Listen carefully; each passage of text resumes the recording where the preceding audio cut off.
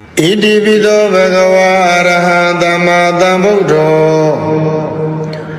Vaisa sarana dambano dukkado loka vidhu Anodaro purita dhamma dharati tatha deva manodana buddho bhagava Do bhagava doshe bhuno takeshino myapayati Iti bhimina sakaranina Tathangaya kiletaru vadana daliyato ngwemya mangwe maye win paido Shwe saipyanti lonta shin yue mimin bidu jivu goyo Aluro man budo go kanyuro mudai do iye jang jang li Arahara udo gono jibshe Anchiwe magong pyama bondayao Bien lai joja tinsharo mubabedi daga Do bhagava doshwe bhuno takeshino myapayati Iti bhimina sakaranina tabinya aswamagabhin Myadinkhara vikara ni lakana pinya nibbandahu Nga ye tiya nyarangu Phawpyan mashi gurorain tiro mudato ye jang jang li Dhamma Dhambuddho Dhamma Dhambuddha udo guno jipshin Anchi magong pyama bondayao pyan lai joja tinsharo mubabedi daga Do bhagava doshwe bhuno takeshino myapayati Iti bhimina sakaranina Dhamma shiva namyu abhin hoda pinya nyawizati Nibbana dhamya yadu sakayam phin amandindi Ajin sarana sangawani takwa udum piduno mudo ye jang jang li Vaisa sarana dambano Vaisa sarana dambana udo guno jipshin Anchiwe magong pyama bondayao pyan lai joja tinsharo mubabedi daga Do bhagava doshwe bhuno takeshino myapayati Iti bhimina sakaranina Dibingara tuchadani chiroyin mamangin diri bori mandai Kanwa bayao sekai barami sombi niliya Dongli bawa miyata dai dukha siwa jindo abhin Mai mayu maisa huga samyu dazi maganyi be Tati tamazin mapyashin laya tabi nyando ya yang yo yue Chwaro muge do yi jang jang li Dugado dugara udo guno jipshin Anchiwe magong pyama bondayao pyan lai joja tinsharo mubabedi daga Do bhagava doshwe bhuno takeshino myapayati Iti bhimina sakaranina Tadoka tatinkhara hu loka thumbon along song ko Ayong tin swa pai chaga phin kaung swa gong sin ti myin no mu do ye jang jang li Loka vidhu do gong no jipshin Anchiwe magong pyama bondayao pyan lai joja tinsharo mubabedi daga Do bhagava doshwe bhuno takeshino myapayati Iti bhimina sakaranina Soma tiyan tatawa mando Chau tan lin chau myau tan myau yue Ao ao thak gong sin sin song bho phong phong tin pi asin phi laya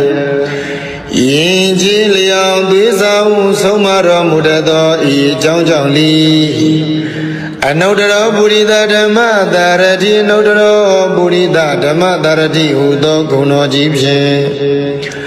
အံချီမကုံပြမဘုံတရားပြလိုက်ကြောကြားထင်ရှားတော်မူပါပေတိတကား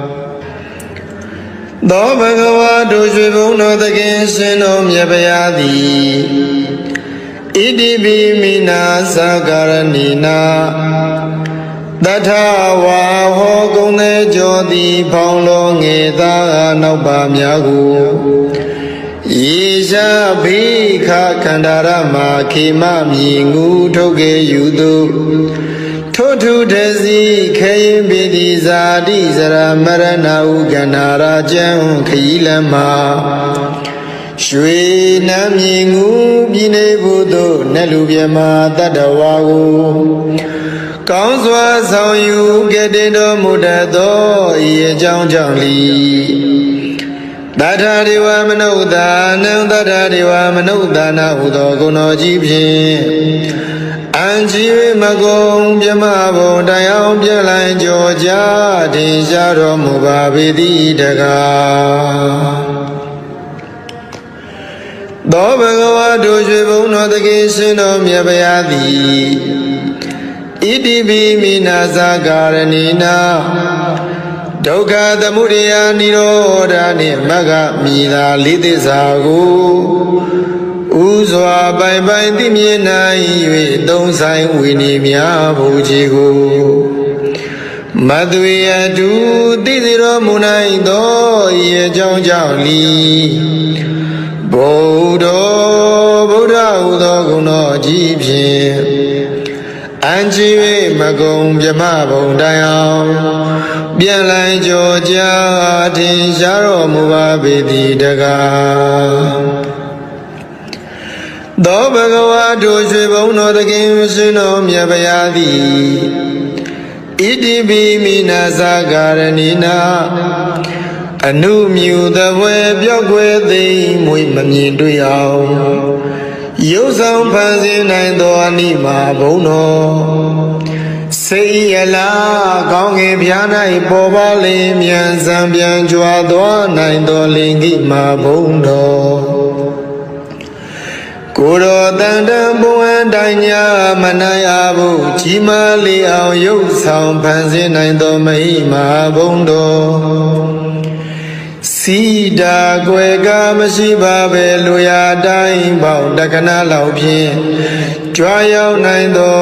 ပတ္တိဘုံတော်အစင်အတန်တန်ဘုံသာတန်ကိုစီမံဖန်တီးတက္ကနာရီဖြင့်ပြီးစီးနိုင်သောဘာကမဘုံတော်ကိုရောမြတ်ဤစိတ်တော်မှာစာဝိမကျွင်းလူနာမင်းကိုပိုင်နှင့်အုပ်စိုးလွမ်းမိုးနိုင်သောဣတိတာဘုံတော်သမ္မာပစ္စပိညာဉ်ကိုဝိဇ္ဇံလောကတက္ကနာချင်းပိုင်ဝိဇ္ဇာနိုင်သောဝတိတာဘုံတော်ကိစ္စတကူပြုစုတော်မင်းပြီးဆုံးခြင်းသောဇောလျမသွေပြီးဆုံးစေနိုင်သောယထကာမဝတိကဘုံတော်ရှိဘောအပြာဤသောအဖြင့်ထင်ရှားလေပြီဣတရိယဘုံတော်ကိလေသာယံပေပြန်လံဖို့ကိလေသာယံပေဖြတ်လံဖို့နိဗ္ဗာန်ဖို့မှကိုကြပြလောကုတ္တရာတရားတည်ဟူသောဓမ္မဘုံတော်ဟောတိုင်းမှစွာဖြစ်ပေါ်လာ၍ကဘာတိုင်းပေါင်းတောင်းလောကရပဲ့တင်ထမြနတ်သတရင်ကြောစောခြင်းဟူသောယတဘုံတော်ရွှေမျက်နှတော်လက်ချေတော်မှာစားရမကျွင်းပင်လုံးဝင်သည်ဗမ်းမီအနိကျတိမင်္ဂလာစုဝေးကဖြင့်လွန်စွာတင့်တယ်တပ်ပေတော်မူသောတိရိဘုံတော်အလိုတော်အတိုင်းတောင်းတတိုင်းပေမစွမ်းမတော်ပြည်စီရသည့်ကာမဘုံတော်တလောကလုံးညိုယုံကိုးစားအားထားဖို့ရာလွန်စွာကြိုးကုပ်အားထုတ်တော်မူသောပယတ္တဘုံတော်ဣ ဤ၆ဘောကုံဘုံတော်ဟုန်နှင့်ပြည့်စုံတော်မူသောဤအကြောင်းကြောင့်လီဘဂဝါဘဂဝါဟုသောဂုဏတော်ကြီးဖြင့်အံ့ချီ၍မကုံပြမဘုံတိုင်အောင်ပြန်လိုက်ကြောကြထင်ရှားတော်မူပါပေတိတကားဧဝံနဝဤခုနေဤလောကံမိကိတ္တိဗျာပိတံအာတုလံဓမ္မယာဇာနဝန္ဒမိတိဟိတာတရံဧဝံနဝဤခုနေဤလောကံမိကိတ္တိဗျာပိတံအာတုလံဓမ္မယာဇာနဝန္ဒမိတိဟိတာတရံဧဝံနဝယေကုနေဤယရဟတာသလာတိကိုဖျားသောဂုဏ်တော်တို့ဖြင့်လောကမိဘဝဆုံးအောင်ဘုံသုံးဆောင်နေခိတ္တိဗျာပိတံသိမ့်သိမ့်တုံကပဲ့တင်ထမြနှံ့ဆက်ကြိုဆိုတော်မူထသောအာတုလံသီလကောင်းဤသမာဓိနှင့်ជីវិတညာလွန်ကဲသာ၍ပြိုင်လာနိုင်သူအတူလီရှိတော်မမူထသောဓမ္မယာဇာနံသုံးပေါင်းမခိုင်သုံးတိုက်တရဘူးသုံးလူသည်ခြေဓမ္မရထုထားရှင်တော်မြတ်ဗျာကိုဒီလောဧဇလီနှုတ်တန်ချီ၍ရွှင်ကြည်မနောသုံးပါသောဓဝရတို့ဖြင့်သာဒရံလေးမြတ်ကြီးညိုယိုသေးခြင်းရှိသည်ဖြစ်၍ဝန္ဒမိဂုဏတော်ထုံမွန်းဘုံတော်မလျက်ချီးမွမ်းတော်မနာပနာညွတ်ကြိုးလက်ဆုံးမူ၍ရှေခိုးကြောပါဤဖယာဣတိပိသောဘဂဝါအရဟံသမ္မာသမ္ဗုဒ္ဓောဝိဇာစရဏတံပနောဒုက္ခတောလောကဝိတုအနုတ္တရောပုရိသဓမ္မတာရတိတထာဒေဝမနုဿာနံဗုဒ္ဓောဘဂဝါသောဘဂဝါတို့ရွှေဘုံတော်တခင်ရှင်တော်မြတ်ဗျာသည်ဣတိပိမိနာသကာရဏိနာ1500ကိလေသာတို့ဝါဒနာတလျထုံငွေမြမငွေမရိပ်ဝင်းဝင်းဖိတ်သူရွှေစိတ်ပြန်သည်လွန်သရှင်း၍မင်းမင်းပြည်သူကြည်ဖြူကိုရောအလူတော်မှန်ပူဇော်ကိုခံရတော်မူတတ်သောဤအကြောင်းကြောင့်လီအရဟံရဟုသောဂုဏတော်ကြီးဖြင့်အံ့ချီ၍မကုံပြမဘုံတိုင်အောင်ပြန်လိုက်ကြောကြထင်ရှားတော်မူပါပေတိတကားသောဘဂဝါတို့ရွှေဘုံတော်သခင်ရှင်တော်မြတ်ဗျာသည်ဣတိပိမိနာသကာရဏိနာသဗ္ဗညံအားဆွမ်းပကားဖြင့်မြာသင်္ခါရဝိကာရနှင့်လက္ခဏာပညာနိဗ္ဗာန်တဟုငါရဲ့တိယံညရံကိုဖောက်ပြန်မရှိကိုယ်တော်တိုင်သိတော်မူတဲ့သောဤအကြောင်းကြောင့်လီသမ္မာသမ္ဗုဒ္ဓောသမ္မာသမ္ဗုဒ္ဓဟုသောဂုဏတော်ကြီးဖြင့်အံ့ချီမကုံပြမဘုံတိုင်အောင်ပြလိုက်ကြောကြအထင်ရှားတော်မူပါပေတိတကားသောဘဂဝါတို့ရွှေဘုံတော်သခင်ရှင်တော်မြတ်ဗျာသည်ဣတိပိမိနာသကာရဏိနာသုံးပါးရှိပါးနှမျိုးအဖြင့်ဟောတာပညာဉာဏ်ဝိဇ္ဇာတိနိဗ္ဗာန်တမြတ်ရဲ့သို့စိုက်ကယံဖြင့်အမှန်သိသည်အကျင့်စရဏ15ဝါးနှင့်တကွဥဒုံပြည့်စုံတော်မူသောဤအကြောင်းကြောင့်လီဝိဇ္ဇာစရဏတံပန္နောဝိဇ္ဇာစရဏတမ္မနာဟုသောဂုဏတော်ကြီးဖြင့်အံ့ချီမကုံပြမဘုံတိုင်အောင်ပြန်လိုက်ကြောကြအထင်ရှားတော်မူပါပေတိတကားသောဘဂဝါတို့ရွှေဘုံတော်သခင်ရှင်တော်မြတ်ဗျာသည်ဣ တိပိမိနာဇာကာရဏိနာဒီပင်ကရာထွချသနေခြေတော်ရင်မမန်ကင်းတိရိဘောရိမန္တိုင်းခံဝါပိုင်အောင်စေခိုင်းပါရမီဆုံးပြည့်ညီလျက်သုံးလီဘဝမြာတတ္တာဤဒုက္ခစီးပွားခြင်းသောအဖြစ်မိုင်မာယူမိစ္ဆာဟုကသံမြူတစိမကန့်ညီပဲတတိတံပဇင်မပြည့်ရှင်လျက်သဗ္ဗညံတော်ရကြောင်းရော၍ကြွတော်မူခဲ့သောဤကြောင်းကြောင့်လီဒုက္ခတောဒုက္ခရဟုသောဂုဏတော်ကြီးဖြင့်အံချီဝိမကုံမြမဘုံတရားပြန့်လိုက်ကြောကြားကားထင်ရှားတော်မူပါပေသည်တကား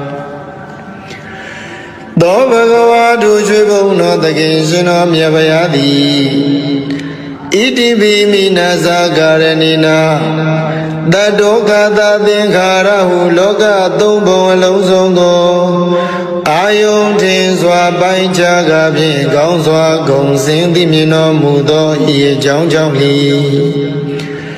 လောကဝိတုဟုသောဂုဏတော်ကြီးဖြင့်အံချီ၍မကုံမြမဘုံတိုင်အောင်ပြန့်လိုက်ကြောကြားထင်ရှားတော်မူပါပေသည်တကားသောဘဂဝါတို့ရွှေဘုံတော်သခင်ရှင်တော်မြတ်ဗျာသည်ဣတိပိမိနာဇာကာရဏိနာဆုံးမသိယံတတဝမံသော6တလင်း6မြောက်တံမြောက်၍အောက်ထက်ကုံစင်စင်ဆုံးဖို့ဘုံဘုံသင်ပြီးအစဉ်ဖိလျက်ယင်ကြီးလျောင်သွေးဆောင်ဆုံးမတော်မူတတ်သောဤအကြောင်းကြောင့်လီအနုတ္တရောပုရိသဓမ္မတာရတိအနုတ္တရောပုရိသဓမ္မတာရတိဟုသောဂုဏ်တော်ကြီးဖြင့်အံချီမကုံမြမဘုံတရားပြန့်လိုက်ကြောကြားထင်ရှားတော်မူပါပေသည်တကားသောဘဂဝါတို့ရွှေဘုံတော်သခင်ရှင်တော်မြတ်ဗျာသည်ဣတိပိမိနာသကာရဏိနာတထဝါဟောကုံသေးကြောသည်ဖောင်းလောငေသာနောက်ပါများကိုယေရှာဘိခခန္ဓာရမခေမမြည်ငူထုတ်ကေယူသူထိုထုတစီခေရင်ပိတိဇာတိစရမရဏဟုကန္နာရာကျံခရီးလမ်းမှာရွှေနမ်းမြည်ငူပြည်နေဘူးသို့နတ်လူပြမတတ္တဝါကိုကောင်းစွာဆောင်ယူကဲ့တင်တော်မူတတ်သောဤအကြောင်းကြောင့်လီတထာဒေဝမနုဿာနံတထာဒေဝမနုဿာနာဟုသောဂုဏ်တော်ကြီးဖြင့်အံချီ၍မကုံမြမဘုံတိုင်အောင်ပြလိုက်ကြောကြားထင်ရှားတော်မူပါပေသည်တကားသောဘဂဝါတို့ရွှေဘုံတော်သခင်ရှင်တော်မြတ်ဗျာသည်ဣတိပိမိနာဇာကာရဏိနာဒုက္ခသမုဒယနိရောဓနှင့်မဂ္ဂမိသာလေးသစ္စာကိုဥစွာပိုင်ပိုင်သိမြင်နိုင်၍သုံးဆိုင်ဝိနည်းများဘုရားကိုမသွေအတုသိစေတော်မူနိုင်သောဤအကြောင်းကြောင့်လီဗုဒ္ဓဟူသောဂုဏ်တော်ကြီးဖြင့်အံချီ၍မကုံမြမဘုံတိုင်အောင်ပြန်လိုက်ကြောကြားထင်ရှားတော်မူပါပေသည်တကားသောဘဂဝါတို့ရွှေဘုံတော်သခင်ရှင်တော်မြတ်ဗျာသည်ဣတိပိမိနာဇာကာရဏိနာအနုမြူသဘွယ်ပြောက်ွယ်သိမ့်မွေမမြင်တွေ့အောင်ရုပ်ဆောင်ဖန်ဆင်းနိုင်သောအနိမာဘုံတော်စိတ်ရလားကောင်းငယ်ပြား၌ပေါ်ပါလေမြန်စံပြန်ကြွားသွားနိုင်သောလင်္ကိမာဘုံတော်ကိုယ်တော်တန်တန်ဘုံအတိုင်းညာမနိုင်အားဘူးကြီးမားလေအောင်ရုပ်ဆောင်ဖန်ဆင်းနိုင်သောမဟိမာဘုံတော်စ စီတာကွယ်ကမရှိပါပဲလူရတိုင်းပေါင်းတက္ကနာလောက်ဖြင့်ကြွားရောက်နိုင်သောပတ္တိဘုံတော်အစင်အတန်တန်ဘုံသာတန်ကိုစီမံဖန်တီးတက္ကနာရီဖြင့်ပြီးစီးနိုင်သောဘာကမ္မဘုံတော်ကိုရောမြတ်၏စိတ်ဓာတ်တော်မှာစာဝိမကျွင်းလူနာမင်းကိုပိုင်နှင့်အုပ်စုလွမ်းမိုးနိုင်သောဣတိတာဘုံတော်သမ္မာပစ္စာပဉ္ဉံကိုဝိဇ္ဇာလောကတက္ကနာခြင်းပိုင်ဝိဇ္ဇာနိုင်သောဝတိတာဘုံတော်ကိစ္စတကူပြုစုတော်မင်းပြီးဆုံးခြင်းသောသောလျမသွေပြီးဆုံးစေနိုင်သောယထကာမဝတိကဘုံတော်ရှိဘောအပြာဤသောအဖြင့်ထင်ရှားလေပြီဣတရိယဘုံတော်ကိလေသာယံပေပြလံဖို့ကိလေသာယံပေဖြတ်လံဖို့နိဗ္ဗာန်ဖို့မှကိုကြပြလောကုတ္တရာတရားဒီဟုသောဓမ္မဘုံတော်ဟောတိုင်းမှစွာဖြစ်ပေါ်လာ၍ကဘာတိုင်းပေါင်းတောင်းလောကရပဲ့တင်ထမြနတ်သတရင်ကြောစိုးခြင်းဟုသောယတဘုံတော်ရွှေမျက်နှာတော်လက်ချေတော်မှာစာရိမကျွင်းပင်လုံးဝင်သည်ဗမ်းမီအနိကျတိမင်္ဂလာစုဝေကဖြင့်လွန်စွာတင့်တယ်တပ်ပေတော်မူသောတိရိဘုံတော်အလိုတော်အတိုင်း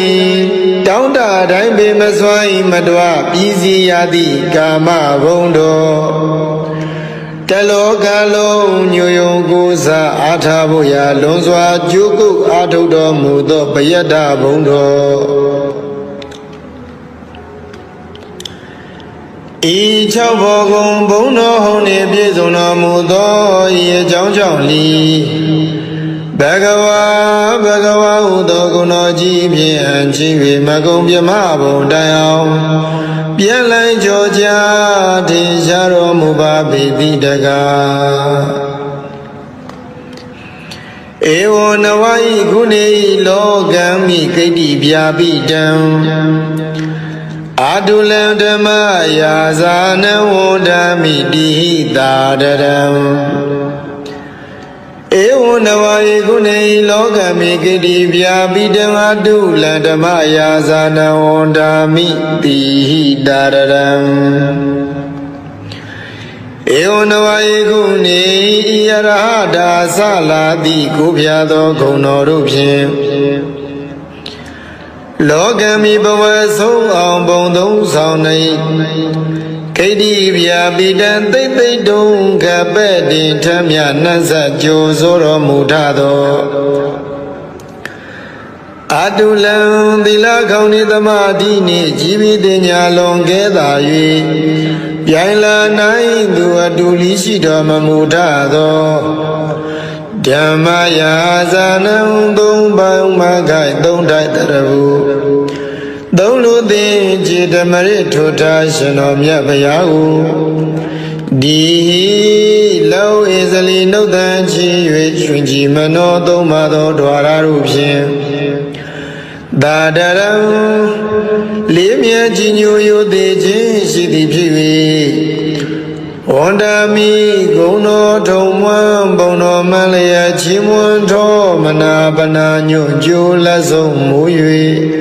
ရှေခိုးကြောပါဤဖယားဣတိပိသောဘဂဝါအရဟံသမ္မာသမ္ဗုဒ္ဓောဝိဇ္ဇာစရဏတံပနောဒုက္ခတောလောကဝိတုအနုတ္တရောပုရိသဓမ္မသာရတိတထာဒေဝမနုဿာနံဗုဒ္ဓောဘဂဝါသောဘဂဝါတို့ရွှေဘုံတော်တခင်ရှင်တော်မြတ်ဗျာသည်ဣတိပိမိနာသကာရဏိနာ1500ကိလေသာတို့ဝါဒနာတလျထုံငွေမြမငွေမရိပ်ဝင်းဝင်းဖိတ်သူရွှေစိတ်ပြန်သည်လွန်သရှင်း၍မင်းမင်းပြည်သူကြည်ဖြူကိုရောအလူတော်မှန်ပူဇော်ကိုခံရတော်မူတတ်သောဤအကြောင်းကြောင့်လီ အရဟံရဟုသောဂုဏတော်ကြီးဖြင့်အံချီ၍မကုန်မြမဘုံတိုင်အောင်ပြန်လိုက်ကြောကြထင်ရှားတော်မူပါပေသည်တကားသောဘဂဝါတို့ရွှေဘုံတော်သခင်ရှင်တော်မြတ်ဗျာသည်ဣတိပိမိနာသာကာရဏိနာသဗ္ဗညံအားဆွမ်းပကားဖြင့်မြာသင်္ခါရဝိကာရနှင့်လက္ခဏာပညာနိဗ္ဗာန်တဟုငါရဲ့တိယံညရံကိုဖောက်ပြန်မရှိကိုယ်တော်တိုင်သိတော်မူသောရဲ့အကြောင်းကြောင့်လီသမ္မာသမ္ဗုဒ္ဓောသမ္မာသမ္ဗုဒ္ဓဟုသောဂုဏတော်ကြီးဖြင့်အံချီမကုန်မြမဘုံတိုင်အောင်ပြလိုင်ကြောကြအထင်ရှားတော်မူပါပေသည်တကားသောဘဂဝါတို့ရွှေဘုံတော်သခင်ရှင်တော်မြတ်ဗျာသည်ဣတိပိမိနာသာကာရဏိနာသုံးပါးရှိပါးနှမျိုးအဖြင့်ဟောတာပညာဉာဏ်ဝိဇ္ဇာတိနိဗ္ဗာန်တမြတ်ရဲ့သို့စိုက်ကယံဖြင့်အမှန်သိသည်အကျင့်စရဏ15ဝါးနှင့်တကွဥဒုံပြည့်စုံတော်မူသောရဲ့အကြောင်းကြောင့်လီဝိဇ္ဇာစရဏတံပန္နောဝိဇ္ဇာစရဏတမ္မနာဟုသောဂုဏတော်ကြီးဖြင့်အံချီမကုန်မြမဘုံတိုင်အောင်ပြန့်လိုင်ကြောကြအထင်ရှားတော်မူပါပေသည်တကားသောဘဂဝါတို့ရွှေဘုံတော်သခင်ရှင်တော်မြတ်ဗျာသည်ဣတိပိမိနာသာကာရဏိနာဒီပင်ကရာထွချသနေခြေတော်ရင်မာမန်ကင်းတိရိဘောရိမန္တိုင်ခံဝါပိုင်အောင်စေခိုင်ပါရမီဆုံးပြည့်ညီလျက်သုံးလီဘဝမြတ်တတ္တိဒုက္ခစီးပွားခြင်းသောအဖြစ်မိုင်မာယူမိစ္ဆာဟုကသံမြူတစီမကန့်ညီပဲတတိတံပဇင်မပြည့်ရှင်လျက်သဗ္ဗညံတော်ရကြောင်းရော၍ကြွတော်မူခဲ့သောဤကြောင်းကြောင့်လီဒုက္ခတောဒုက္ခရဟုသောဂုဏတော်ကြီးဖြင့်အံချီမကုန်မြမဘုံတရားပြန့်လိုင်ကြောကြထင်ရှားတော်မူပါပေသည်တကားသောဘဂဝါတို့ရွှေဘုံတော်သခင်ရှင်တော်မြတ်ဗျာသည်ဣတိပိမိနာသာကာရဏိနာတတောကသသင်္ခါရဟုလောကသုံးဘုံအလုံးစုံကိုအာယုန်ထင်စွာပိုင်းခြားကဖြင့်ကောင်းစွာဂုံစင်သိမြင်တော်မူသောဤအကြောင်းကြောင့်လီလောကဝိတုဟုသောဂုဏတော်ကြီးဖြင့်အံချီမကုန်မြမဘုံတိုင်အောင်ပြန့်လိုင်ကြောကြထင်ရှားတော်မူပါပေသည်တကားသောဘဂဝါတို့ရွှေဘုံတော်သခင်ရှင်တော်မြတ်ဗျာသည်ဣတိပိမိနာသာကာရဏိနာဆုံးမသိယံတတဝမံသော6တန်လင်း6မြောက်တန်မြောက်၍အောက်ထက်ကုန်စင်စင်ဆုံးဖို့ဘုံဘုံသင်ပြီးအစဉ်ဖိလျက်ယင်ကြီးလျောင်သွေးဆောင်ဆုံးမတော်မူတတ်သောဤအကြောင်းကြောင့်လီအနုတ္တရောပုရိသဓမ္မတာရတိအနုတ္တရောပုရိသဓမ္မတာရတိဟုသောဂုဏ်တော်ကြီးဖြင့်အံချီမကုန်မြမဘုံတရားပြန့်လိုင်ကြောကြထင်ရှားတော်မူပါပေသည်တကားသောဘဂဝါတို့ရွှေဘုံတော်သခင်ရှင်တော်မြတ်ဗျာသည်ဣတိပိမိနာသာကာရဏိနာတထဝါဟောကုံသေးကြောသည်ဖောင်းလုံးငေသာနောက်ပါများကိုယေရှာဘိခခန္ဓာရမခေမမြည်ငူထုတ်ကေယူသူထိုထုတစီခေရင်ပိတိဇာတိစရမရဏဟုကန္နာရာကျံခီလမ Shwe Namingu Bine Budo Nelu Biama Tadawago Kanswa Sao Yu Gedido Mudado Ye Jang Jang Li Dada Dewa Manuda Nanda Dewa Manuda Na Udo Gono Jibin Anji Magong Biamabo Dayao Bialai Joja Dijaro Mubabidi Daga Dobagawa Dojo no the Gishin of Yabayadi Idibi Minaza Garanina Doga the Muria Niro Dani Maga Mila Lidizago Uzwa by Dimina Iwe Don't sign Winnie Mia Bujigo Maduya do Didiro Munai Do Ye Jong Li Bodo Buddha Udo Guno Jibin Anji Magong Jamabo Dayao Bialai Georgia Tinjaro Mubabidi Daga Dobagawa Dojo no the game Sino Miabayadi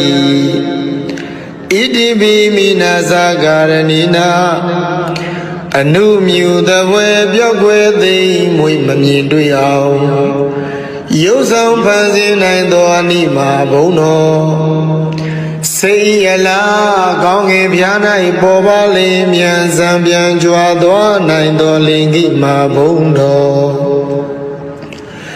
Kuro Dandan Buan Danya Manayabu Chima Liao Yosam Panzin and Domaima Bono Sida Gwega Mashiba Beluya Daim Bao Dakana Laupin Joyao Naindo Badi Bondo Ase Adandan Bonda Dango Zima Bandi Dakanari Busy Naindo Bagama Bondo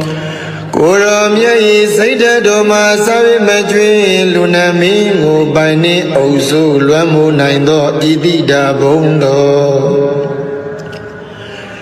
Dama Baza Binyango Wiza Loga Dakana Jiba Wiza Naindo Wadida Bondo Kaisa Dagu Muzu Rome Bizon Jindo Soli Madri Bizon Zinaindo Yata Gama Wadiga Bondo Shibo Abia Ido Abie Tisha Libi Idria Bondo Kili Dayan Bebia Lambo Kili Dayan Bebia Lambo Niban Puma Kujabia Logo Daradia Di Udo Dama Bondo Hodai Mazwab Shibola Yui Gabadai Bao Down Logara Bedin Tamya Nazadarin Jozo Jihudo Yada Bondo Shwim Yanero Lachiro Masari Majwim Below Windy Bami Ani Jadi Mingala Sui Gabi Lonzwa Dinde Tabero Mudo Didi Bondo Alluro Adai Downda Daimbe Maswai Madwa Easy Yadi Gama Bondo Talo Galo Nyoyo Goza Atabuya Lonzwa Juku Atudo Mudo Bayada Bondo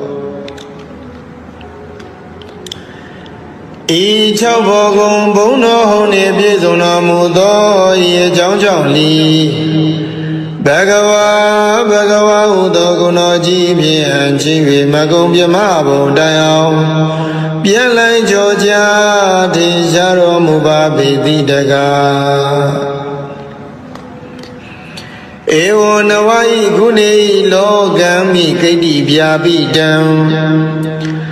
Adulam Dama Yazana Wodami Dadaram Ewo Nawai Gune Logami Kadi Biabidam Adulam Dama Yazana Wodami Dadaram Ewo Nawai Gune Yarada Saladi Kubyado Gunorupin လောကမီဘဝဆုံးအောင်ဘုံသုံးဆောင်နေခိတိဗျာပိတံသိမ့်သိမ့်တုံကပဲ့တင်ထမြနှံ့ဆက်ကြိုဆိုတော်မူထသောအတုလံသီလကောင်းနေသမာဓိနှင့်ជីវិတညာလွန်ကဲသာ၍ပြိုင်လာနိုင်သူအတူလီရှိတော်မမူထသောဓမ္မယာဇာနံသုံးပေါင်းမခိုင်သုံးတိုက်တရဟုသုံးလူသိခြေဓမ္မရထုထားရှင်တော်မြတ်ဗျာဟုဒီလောဧဇလီနှုတ်တန်ချီ၍ရွှင်ကြည်မနောသုံးပါသောဓဝရတို့ဖြင့်သာတရံလေးမြတ်ကြီးညိုယိုသေးခြင်းရှိသည်ဖြစ်၍ဝန္ဒမီဂုံတော်ထုံမွန်းဘုံတော်မလျက်ချီးမွမ်းတော်မနာပနာညွန့်ကြိုးလက်ဆုံးမူ၍ရှေခိုးကြောပါဤဖယာဣတိပိသောဘဂဝါအရဟံသမ္မာသမ္ဗုဒ္ဓောဝိဇာစရဏတံပနောဒုက္ခတောလောကဝိတုအနုတ္တရောပုရိသဓမ္မသာရတိတထာဒေဝမနုဿာနံဗုဒ္ဓောဘဂဝါသောဘဂဝါတို့ရွှေဘုံတော်တခင်ရှင်တော်မြတ်ဗျာသည်ဣတိပိမိနာသကာရဏိနာ1500ကိလေသာတို့ဝါဒနာတလျထုံငွေမြမငွေမရိပ်ဝင်းဝင်းဖိတ်သူ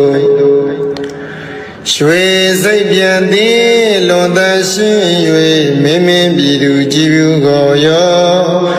အလူတော်မှန်ပူဇော်ကိုခံရတော်မူတတ်သောဤအကြောင်းကြောင့်လီအရဟံရဟုသောဂုဏ်တော်ကြီးဖြင့်အံချီ၍မကုံမြမဘုံတိုင်အောင်ပြန်လိုင်းကြောကြထင်ရှားတော်မူပါပေသည်တကားသောဘဂဝါတို့ရွှေဘုံတော်သခင်ရှင်တော်မြတ်ဗျာသည်ဣတိပိမိနာသကာရဏိနာသဗ္ဗညံအားဆွမ်းပကားဖြင့်မြာသင်္ခါရဝိကာရနှင့်လက္ခဏာပညာနိဗ္ဗာန်တဟုငါရဲ့တိယံညရံကိုဖောက်ပြန်မရှိကိုယ်တော်တိုင်သိတော်မူတတ်သောဤအကြောင်းကြောင့်လီသမ္မာသမ္ဗုဒ္ဓောသမ္မာသမ္ဗုဒ္ဓဟုသောဂုဏ်တော်ကြီးဖြင့်အံချီမကုံမြမဘုံတိုင်အောင်ပြလိုင်းကြောကြအထင်ရှားတော်မူပါပေသည်တကားသောဘဂဝါတို့ရွှေဘုံတော်သခင်ရှင်တော်မြတ်ဗျာသည်ဣတိပိမိနာသကာရဏိနာသုံးပါးရှိပါးနှမျိုးအဖြင့်ဟောတာပညာဉာဏ်ဝိဇ္ဇာတိနိဗ္ဗာန်တမြတ်ရဲ့သို့စိုက်ကယံဖြင့်အမှန်သိသည်အကျင့်စရဏ15ဝါးနှင့်တကွဥဒုံပြည့်စုံတော်မူသောဤအကြောင်းကြောင့်လီဝိဇ္ဇာစရဏတံပန္နောဝိဇ္ဇာစရဏတမ္မနာဟုသောဂုဏ်တော်ကြီးဖြင့်အံချီမကုံမြမဘုံတိုင်အောင်ပြန့်လိုင်းကြောကြအထင်ရှားတော်မူပါပေသည်တကားသောဘဂဝါတို့ရွှေဘုံတော်သခင်ရှင်တော်မြတ်ဗျာသည်ဣတိပိမိနာသကာရဏိနာဒီပင်ကရာထွချသနေခြေတော်ရင်မမန်ကင်းတိရိဘောရိမန္တိုင်ခံဝါပိုင်အောင်စေခိုင်ပါရမီဆုံးပြည့်ညီလျက်သုံးလီဘဝမြတ်တတ္တိဒုက္ခစီးပွားခြင်းသောအဖြစ်မိုင်မာယူမိစ္ဆာဟုကသံမြူတစိမကန့်ညီပဲတတိတံမစဉ်မပြည့်ရှင်လျက်သဗ္ဗညံတော်ရကြောင်းရော၍ကြွတော်မူခဲ့သောဤကြောင်းကြောင့်လီဒုက္ခတောဒုက္ခရဟုသောဂုဏ်တော်ကြီးဖြင့်အံချီမကုံမြမဘုံတရားပြန့်လိုင်းကြောကြထင်ရှားတော်မူပါပေသည်တကား သောဘဂဝါတို့ရွှေဘုံတော်သခင်ရှင်တော်မြတ်ဗျာသည်ဣတိပိမိနာဇာကာရဏိနာတတောကသာသင်္ခါရဟုလောကသုံးဘုံအလုံးစုံကိုအာယုန်ထင်စွာပိုင်းခြားကဖြင့်ကောင်းစွာဂုံစင်သိမြင်တော်မူသောဤအကြောင်းကြောင့်လီလောကဝိတုသောဂုံတော်ကြီးဖြင့်အံချီ၍မကုံပြမဘုံတိုင်အောင်ပြန်လိုက်ကြောကြတင်ရှားတော်မူပါပေသည်တကားသောဘဂဝါတို့ရွှေဘုံတော်သခင်ရှင်တော်မြတ်ဗျာသည်ဣတိပိမိနာဇာကာရဏိနာဆုံးမသိယံတတဝမံသော6တန်လင်း6မြောက်တန်မြောက်၍အောက်ထက်ကုံစင်စင်ဆုံးဖို့ဖုံဖုံသင်ပြီးအစဉ်ဖိလျက်ယင်ကြီးလျောင်သွေးဆောင်ဆုံးမတော်မူတတ်သောဤအကြောင်းကြောင့်လီအနုတ္တရောပုရိသဓမ္မတာရတိအနုတ္တရောပုရိသဓမ္မတာရတိဟူသောဂုဏ်တော်ကြီးဖြင့်အံချီမကုံပြမဘုံတရားပြလိုက်ကြောကြထင်ရှားတော်မူပါပေသည်တကားသောဘဂဝါတို့ရွှေဘုံတော်သခင်ရှင်တော်မြတ်ဗျာသည်ဣတိပိမိနာသကာရဏိနာတထဝါဟောကုံသေးကြောသည်ဖောင်းလုံးငေသာနောက်ပါများကိုယေရှာဘိခခန္ဓာရမခေမမြည်ငူထုတ်ကေယူသူထိုထုတစီခေရင်ပိတိဇာတိဇရမရဏဟုကန္နာရာကျံခီလမရွှေနမ်းမြည်ငူပြည်နေဘူးသို့နတ်လူပြမတတ္တဝါကိုကောင်းစွာဆောင်ယူကဲ့တင်တော်မူတတ်သောဤအကြောင်းကြောင့်လီတထာဒေဝမနုဿာနံတထာဒေဝမနုဿာနာဟုသောဂုဏ်တော်ကြီးဖြင့်အံချီ၍မကုံပြမဘုံတိုင်အောင်ပြလိုက်ကြောကြတင်ရှားတော်မူပါပေသည်တကားသောဘဂဝါတို့ရွှေဘုံတော်သခင်ရှင်တော်မြတ်ဗျာသည်ဣတိပိမိနာဇာကာရဏိနာဒုက္ခသမုဒယနိရောဓနှင့်မဂ္ဂမိသာလေးသစ္စာကိုဥစွာပိုင်ပိုင်သိမြင်နိုင်၍သုံးဆိုင်ဝိနည်းများဘုရားကိုမသွေအတူသိစေတော်မူနိုင်သောဤအကြောင်းကြောင့်လီဗုဒ္ဓဟူသောဂုဏ်တော်ကြီးဖြင့်အံချီ၍မကုံပြမဘုံတိုင်အောင်ပြန်လိုက်ကြောကြထင်ရှားတော်မူပါပေသည်တကားသောဘဂဝါတို့ရွှေဘုံတော်သခင်ရှင်တော်မြတ်ဗျာသည်ဣတိပိမိနာဇာကာရဏိနာအနုမြူသဘွယ်ပြောက်ွယ်သိမွေမမြင်တွေ့အောင်ရုပ်ဆောင်ဖန်ဆင်းနိုင်သောအနိမာဘုံတော်စိတ်ရလားကောင်းငင်ပြား၌ပေါ်ပါလေမြန်စံပြန်ကြွားသွားနိုင်သောလင်္ကိမာဘုံတော်ကိုယ်တော်တန်တန်ဘဝတိုင်ညာမနိုင်အားဘူးကြီးမားလေအောင်ရုပ်ဆောင်ဖန်ဆင်းနိုင်သောမဟိမာဘုံတော်စီတာကွယ်ကမရှိပါပဲလူရတိုင်းပေါင်းတက္ကနာလောက်ဖြင့်ကြွားရောက်နိုင်သောပတ္တိဘုံတော်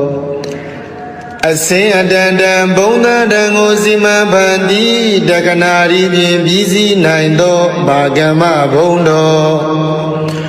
ကိုရောမြတ်ဤစိတ်ဓာတ်တော်မှာစာဝိမကျွင်းလူနာမင်းကိုပိုင်နှင့်အုပ်စုလွမ်းမိုးနိုင်သောဣတိတာဘုံတော်သမ္မာပစ္စာပဉ္ဉံကိုဝိဇ္ဇာလောကတက္ကနာခြင်းပိုင်ဝိဇ္ဇာနိုင်သောဝတိတာဘုံတော်ကိစ္စတကူပြုစုတော်မင်းပြီးဆုံးခြင်းသောဇောလျမသွေပြီးဆုံးစေနိုင်သောယထကာမဝတိကဘုံတော်ရှိဘောအပြာဤသောအဖြင့်ထင်ရှားလေပြီဣတရိယဘုံတော်ဣ ကိလေသာယံပေပြလံဖို့ကိလေသာယံပေဖြတ်လံဖို့နိဗ္ဗာန်ဖို့မှကိုကြပြလောကုတ္တရာတရားဒီဟုသောဓမ္မဘုံတော်ဟောတိုင်းမှစွာဖြစ်ပေါ်လာ၍ကဘာတိုင်းပေါင်းတောင်းလောကရပဲ့တင်ထမြနတ်သတရင်ကြောစိုးခြင်းဟုသောယတဘုံတော်ရွှေမျက်နှာတော်လက်ချေတော်မှာစား၍မကျွင်ပင်လုံးဝင်သည်ဗမ်းမီအနီကျတိမင်္ဂလာစုဝေးကဖြင့်လွန်စွာတင့်တယ်တပ်ပေတော်မူသောတိရီဘုံတော်အလိုတော်အတိုင်းတောင်းတတိုင်းပေမစွာမတော်ပြည်စီရသည့်ကာမဘုံတော်တလောကလုံးညိုယုံကိုးစားအားထားဖို့ရာလွန်စွာကြိုးကုပ်အားထုတ်တော်မူသောပယတ္တဘုံတော်ဤ၆ဘောကုံဘုံတော်ဟုန်နှင့်ပြည့်စုံတော်မူသောဤအကြောင်းကြောင့်လီဘဂဝါဘဂဝါဟုသောဂုဏတော်ကြီးဖြင့်အချင်း၍မကုံပြမဘုံတိုင်အောင်ပြန်လိုက်ကြောကြထင်ရှားတော်မူပါပေသည်တကားဧဝံနဝဤခုနေလောကံမိကိတ္တိဗျာပိတံအာတုလံဓမ္မယာဇာနဝန္ဒမိတိဟိတာတရံဧဝံနဝယေကုနေလောကမေကိတိဗျာပိတံအတုလံဓမ္မယာဇာနဝန္ဒာမိတိဟိတာရရံဧဝံနဝယေကုနေဤရဟတာသလာတိကိုဖျားသောဂုဏ်တော်တို့ဖြင့်လောကမိဘဝဆုံးအောင်ဘုံသုံးဆောင်နေကိတ္တိဗျာပိတံသိမ့်သိမ့်တုံကပဲ့တင်ထမြနှံ့ဆက်ကြိုဆိုတော်မူထသောအတုလံသီလခေါင်းဤသမာဓိနှင့်ជីវិတညာလွန်ကဲသာ၍ပြိုင်လာနိုင်သူအတူလီရှိတော်မမူထသောဓမ္မယာဇာနံသုံးပေါင်းမခိုင်သုံးတိုက်တရဟုသုံးလူသည်จิตမရထုထားရှင်တော်မြတ်ဘုရားကိုဒီလောဧဇလီနှုတ်တန်ချီ၍ရွှင်ကြည်မနောသုံးပါသောဓဝရတို့ဖြင့်သာဒရံလေးမြတ်ကြီးညိုယိုသေးခြင်းရှိသည်ဖြစ်၍ဝန္ဒမိဂုံတော်ထုံမွန်းဘုံတော်မလျက်ချီးမွမ်းတော်မနာပနာညွတ်ကြိုးလက်ဆုံးမူ၍ရှေခိုးကြောပါဤဖရာ